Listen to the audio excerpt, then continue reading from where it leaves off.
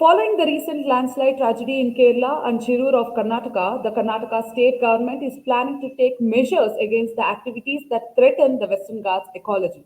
The officials have been directed to clear all illegal homestays and resorts that have come up in the region. The Forest Minister Ishwar Khandre on Sunday said that the government has formed Western Ghat Forest Encroachment Clearing Task Force, which will focus on removing illegal structures in the Western Ghats and other forested regions. This is what he said, and I quote: "The forest encroachment clearance operation in the Western Ghats and other Ghats has started from Sunday, and the task force will work diligently to clear illegal resorts, homestays, and other encroachments in all Ghats, including the Western Ghats, which span 10 districts of the state," he said.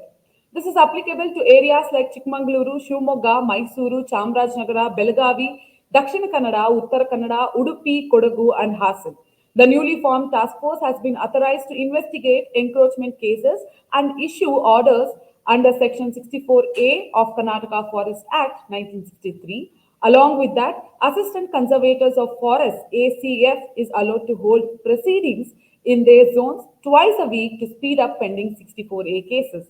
In addition, the minister directed officers to issue notice to road and highway contractors as well as NHAI engineers responsible for unscientific hill cutting in the Western Ghats. Khandre claims that it is crucial to first vacate illegal resorts and homestays built on encroached forests and then address the encroachments such as plantations and unauthorized buildings.